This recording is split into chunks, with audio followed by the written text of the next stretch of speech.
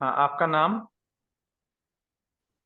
हाँ, मेरा नाम है शुचिस्मिता और मैं हावड़ा से हूँ।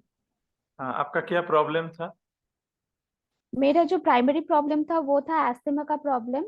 मुझे बहुत फ्रीक्वेंटली वो कोल्ड एंड कफ का प्रॉब्लम था, और फिर सोर थ्रोट हो जाता था, फिर थ्रोट इन्फेक्शन हो जाता था।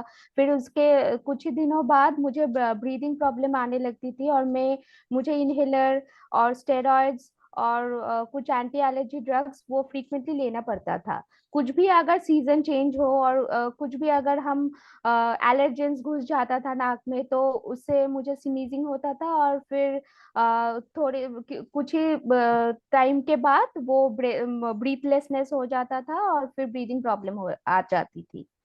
अच्छा, उस समय आपको एंटीबायोटिक्स लेना पड़ता? हाँ, एंटीबायोटिक्स लेना भी पड़ता था, और फिर स्टेरॉइड्स, इनहेलर्स, ये सब भी लेना पड़ता था। फिर जाके ये ठीक होता था।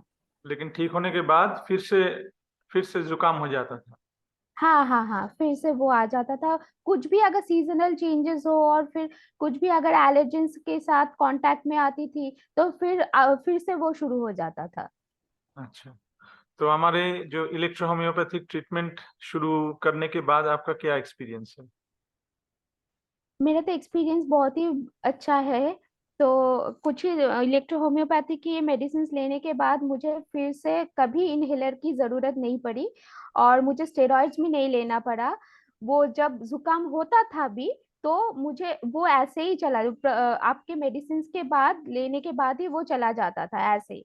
कोई स्टेरॉइड्स, कोई इनहेलर की कोई जरूरत नहीं पड़ती थी। और फिर धीरे धीरे क्या हो गया, ग्रेजुअली वो जुकाम का जो टेंडेंसी है वो भी कम होते जा रहा था। और अभी तो मैं अगर अगर ठंडा पानी भी खा लूँ, आइसक्रीम भी खा लूँ, तो भी मुझे कुछ नहीं होता है। वो थ्रोट इन्फेक्शन भी नहीं होता है, और वो ब्रीदिंग प्रॉब्लम तो नहीं, एकदम ही नहीं होता। हम्म। हम्म। पहले आप ठंडा चीज नहीं ले पाती थी? नहीं नहीं नहीं, कोई भी आइसक्रीम, ठंडे पानी अगर खा लेती थी, बस शुरू हो जाता था वो थ्रोट। पहले होता था वो थ्रोट इन्फेक्शन, फिर जाके वो ब्रीदिंग प्रॉब्लम का चीज आ जाता था। अच्छा, तो ये हम्म। इलेक्ट्रो होम्योपैथिक ट्रीटमेंट आपका बहुत ही अच्छा रिजल्ट दिया आपको। बहुत ही अच्छा, और इससे पहले आप सबसे क्या क्या बड़ी बात, ट्रीटमेंट किए थे?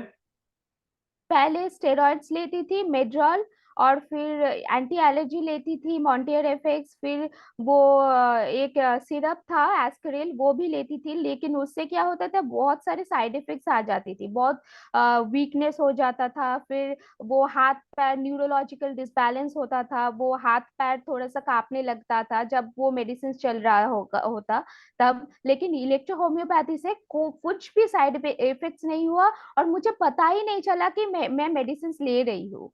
हाँ, कुछ भी ऐसा साइड इफेक्ट्स नहीं हुआ। अच्छा, स्टेरॉइड्स क्या लेती थी आप? मेड्रॉल। मेजोल। और जो इनहेलर्स है उसका नाम? पोराको 200। Okay okay. वो तो मुझे लेना ही पड़ता था। जब भी जुकाम होता ना, वो अगर नहीं लेती तो वो ब्रीदिंग प्रॉब्लम हो जाता था, और फिर मैं सो भी नहीं पाती। ऐसे मुझे बैठ के लेटे रहती बस। ओके, ठीक है, थैंक यू।